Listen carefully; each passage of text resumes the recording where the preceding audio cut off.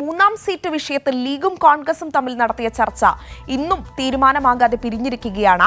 മൂന്നാം സീറ്റ് നൽകാനാകില്ലെന്ന് കോൺഗ്രസ് ലീഗിനെ അറിയിച്ചിട്ടുണ്ട്. പകരം രാജ്യസഭാ സീറ്റ് നിർദ്ദേശം മുന്നോട്ട് വച്ചിട്ടുണ്ട്. എന്നാൽ നിർദ്ദേശം തള്ളിയ ലീഗ് അന്തിമ തീരുമാനം മറ്റന്നാൾ പ്രഖ്യാപിക്കുമെന്നാണ് അറിയിച്ചിരിക്കുന്നത്. എന്തായാലും കേരളം മുഴുവൻ കാത്തിരിക്കുന്ന 27-ാം തീയതി പാണക്കാട് ചേരുന്ന ലീഗിന്റെ യോഗത്തിന് ആയിരിക്കും. കാരണം യോഗത്തിന് ശേഷമായിരിക്കും ഔദ്യോഗികമായ ഒരു പ്രതികരണത്തിലേക്ക് ലീഗ് നേതാക്കൾ കടക്കുക. സമഗ്ര വിവരങ്ങൾ കൊച്ചിയിൽ ഉമേഷ് നൽകും. ഉമേഷ്, മൂന്നാം സീറ്റ് എന്ന ആവശ്യത്തിൽ ഉറച്ചാണ് മുസ്ലിം ലീഗ് നേതാക്കൾ ഇന്ന് ചർച്ചയ്ക്ക് എത്തിയത്. പക്ഷേ നിരാശയായിരുന്നു ഫലം. മൂന്നാം സീറ്റ് വേണം എന്ന ആവശ്യം അംഗീകരിക്കാൻ കോൺഗ്രസ് തയ്യാറായില്ല. നിലവിലെ സാഹചര്യത്തിൽ മൂന്നാമതൊരു സീറ്റ് നൽകാൻ കഴിയില്ല എന്ന് കോൺഗ്രസ് നേതാക്കൾ ലീഗ് നേതാക്കളെ അവരുടെ നിലപാട് അറിയിക്കുകയായിരുന്നു. പകരം രാജ്യസഭാ സീറ്റ് നൽകാം എന്നൊരു നിർദ്ദേശം കോൺഗ്രസ് മുന്നോട്ട് വെച്ചു. പക്ഷേ അത് ലീഗ് തള്ളി. ഈ ചർച്ചയ്ക്ക് ശേഷം കുഞ്ഞാലിക്കുട്ടി പ്രതികരിച്ചപ്പോൾ സൂചിപ്പിച്ചതും അതുതന്നെയായിരുന്നു. അദ്ദേഹം ചർച്ചയുടെ വിശദാംശങ്ങൾ വെളിപ്പെടുത്തിയില്ല. ചർച്ച പൊതുവെ തൃപ്തികരമായിരുന്നു. പക്ഷേ ചില വിശദാംശങ്ങളുണ്ട്, അത് ഈ ഘട്ടത്തിൽ വെളിപ്പെടുത്താൻ കഴിയില്ല. എന്തായാലും ലീഗിൻ്റെ നിലപാട് എന്താണ് എന്നുള്ളത് പാണക്കാട് തങ്ങളുമായി ഈ മാസം 27-ന് ചർച്ചയുണ്ട്. ആ ചർച്ചയ്ക്ക് ശേഷം വെളിപ്പെടുത്താം എന്നാണ് കുഞ്ഞാലിക്കുട്ടി പ്രതികരിച്ചത്. അതിനുശേഷം വി ഡി സതീശൻ പ്രതികരിക്കുകയുണ്ടായി. അദ്ദേഹവും ചർച്ചയുടെ വിശദാംശങ്ങൾ വെളിപ്പെടുത്തിയില്ല. ഇരു കൂട്ടരും പരസ്പരം അവരുടെ നിലപാടുകൾ പങ്കുവച്ചു.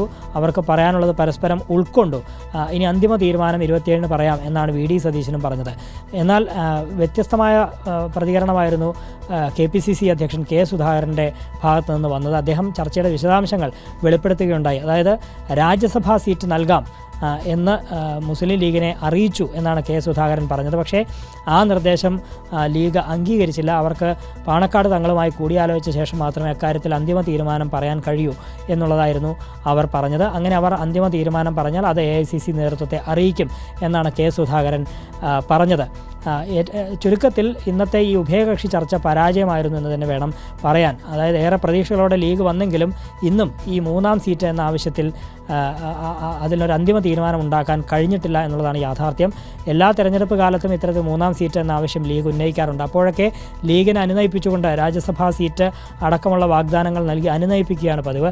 ഇത്തവണയും അത്തരത്തിലുള്ള അനുനയ നീക്കമാണ് കോൺഗ്രസിൻ്റെ ഭാഗത്തു നിന്ന് ഉണ്ടായത്. പക്ഷേ അക്കാര്യം ലീഗ് ഇപ്പോഴത്തെ ഈ അനുനയ നീക്കത്തിന് ലീഗ് വഴങ്ങുമോ ഇല്ലയോ എന്നുള്ളത് ഈ മാസം 27-ന്, അതായത് മറ്റന്നാൾ നടക്കുന്ന ചർച്ചയ്ക്ക് ശേഷം അറിയാം എന്നുള്ളതാണ് ഏറ്റവും പ്രധാനപ്പെട്ട കാര്യം.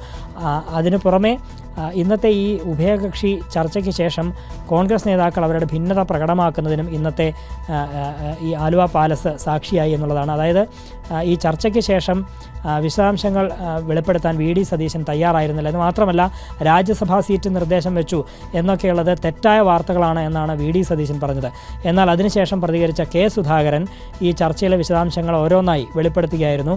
രാജ്യസഭാ സീറ്റ് തന്നെയാണ്, അത്തരത്തിലൊരു വാഗ്ദാനം തന്നെയാണ് ലീഗിന് മുൻപാകെ വെച്ചത്. എന്നാൽ ലീഗ് അത് അംഗീകരിച്ചില്ല. അത് പാണക്കാട് തങ്ങളുമായി ആലോചിച്ച ശേഷം തീരുമാനം പറയാം എന്നാണ് പറഞ്ഞത്. അതിനുശേഷം തീരുമാനം AICC നേതൃത്വത്തെ അറിയിക്കുമെന്നാണ് കെ സുധാകരനും പറഞ്ഞത്. കഴിഞ്ഞ ദിവസം ആലപ്പുഴയിൽ വെച്ച് കെ സുധാകരനും വി ഡി സതീശനെ തെറിവിളിച്ച സംഭവം ഉണ്ടായിരുന്നു. ആ വിവാദത്തിൻ്റെ ചൂടാറ് മുമ്പാണ് ഇന്ന് വീണ്ടും ഇത്തരത്തിൽ നേതാക്കൾ അവരുടെ ഭിന്നത പരസ്യമാക്കിയത്.